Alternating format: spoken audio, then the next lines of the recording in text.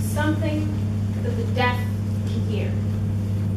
Something that no one is blind to. Something that heals all. Something that everyone and everything loves.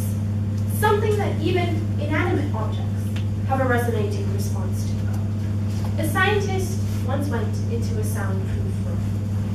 And to everyone's surprise, he discovered that there is no such thing as silence. When he was in the room, he heard his heart pumping blood through his veins, his synapses transmitting impulses. If you were to listen, what would you hear? Close your eyes, just for a couple of seconds. Listen. 2, 3, stop. What did you hear? I heard 4 low, clear bass cellos, the pulling of the cello bow across the strings. My sister would have heard 4 high, clear soprano notes, the calling of the siren's songs, drawing sailors into their deaths.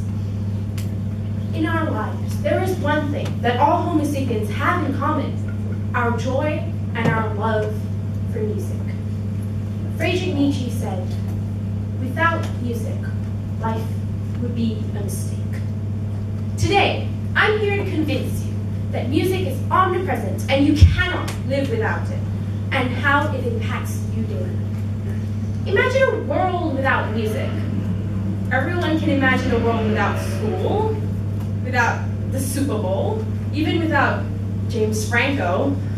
But music? Imagine what it must be like for the deaf, hearing faint strands or even having to substitute words with sign language. Despite these limitations, the deaf can still move the music world. Sean, a deaf rapper and lyricist. He raps on beat and sings on key. Patrick Costello is a deaf banjo instructor, and he has 11,000 YouTube subscribers. Evelyn Glennie, a deaf Scottish percussionist, led 1,000 drummers at the 2012 London Olympic Games. Music is a part of their lives, just as it is part of everyone's life, from birth to death. From birth, back to basics. Music starts as a wish. A wish from a young mother who is pregnant and who wants her child to be smart, funny, and beautiful. She hopes that the saying, as St. Augustine said, to sing is to pray twice is right. That's why, despite few studies on the impact of classical music on unborn children, mothers often let their little geniuses listen to Beethoven or Mozart. As infants, though, it is proven to help with communication, memory, and pitch.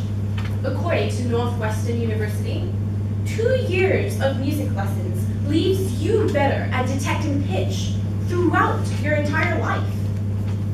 Victor Hugo once said, "Music expresses that which cannot be said and on which it is impossible to be silent." Throughout your life, you express yourself through music. Music heals. Music speaks for you. Yet sometimes you don't even realize it. When tears drip and you are tongue-tied, when you have the frustrating feeling that you don't know how to do that math question, you don't know how to pass that chemistry exam, or when you are quiet and when it's time for prayer, and when you draw a blank, music is your answer.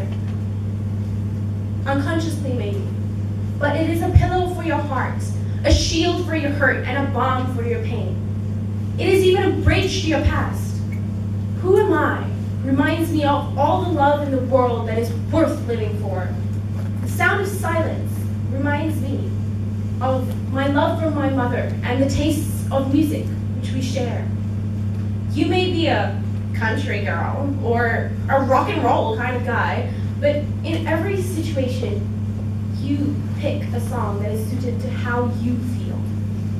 You may pick Stronger when you need that emotional lift, or Fever when you're head over heels in love. At your deathbed, music can ease your mind. In June 2014, I was in the States on an exchange student program called the Kennedy Lugar Youth Exchange and Study. I went with my host mother and family to a hospital where this lady called Miss Ruby was hospitalized.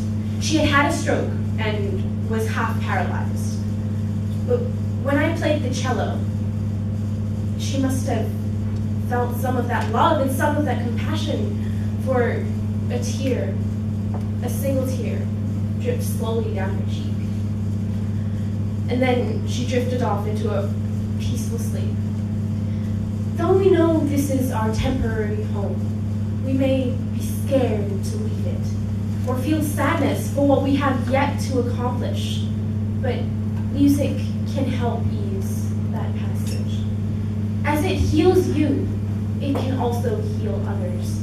As discovered by doctors and nurses after the 2 World Wars, music helped physically and emotionally traumatized veterans recover. Today, music therapy is used in the treatment of Alzheimer's patients, cancer patients, Down syndrome patients, even rehabilitating prisoners. A notable study of cancer patients being treated with music therapy showed anxiety and nausea of these patients reduced. Think of an example. When you think of one, also think of Gabrielle Giffords, a congresswoman from Arizona who was shot through the left side of her brain in 2011. She spent 6 months learning how to speak again by first learning how to sing again. Billy Joel once said, "I think music in itself is healing. It's an explosive expression of humanity. It's something we are all touched by, no matter what culture we come from. Everyone loves music.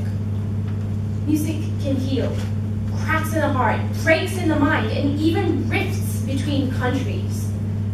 Music spoke to the South Africans when Paul Simon ignored a UN cultural boycott to go there and record the album Graceland with the Ladysmith Black Mambaza. Music spoke to Sawa Afroni when she formed the Choir for Peace, consisting of 52 Israeli and Palestinian girls. They sang the song, In My Heart, composed by David Broza and Said Murad, recognizing both people's claim to the land. Finally, music not only changes lives, but it's also the key to understanding and making the choices that you need to make in your own life. Black keys, white keys, Alicia keys. Music acts like a magic key to which the most tightly closed heart opens. Like the dazzling strands of time, each composition is unique and it can only be chosen by you. Given that you all know now how much music can have an effect on everyone around you, you heard the ISKL singers sing, you know how it touches people's lives. I believe that once you know how it impacts other people, you have that moral obligation to go out, and whether it is to sing or to play music for people, just to bring it to other people, you have that obligation to do so. Which is why a few students, me being one of them, formed Music for Humanity in the school, because we realize the impact of music on other people. It tells them that there are people who care. We will be going to nursing homes, children's homes, boys' homes, girls' homes, even cancer wards, just to bring the joy of music to them and show them that they matter in the world. I know, orchestrating your own Moonlight Sonata, what you want to do with your life, it can be daunting, but don't worry, have faith. There are no wrong compositions in music, just dissonances. You can always improvise a mishit or ad-lib an intonation error.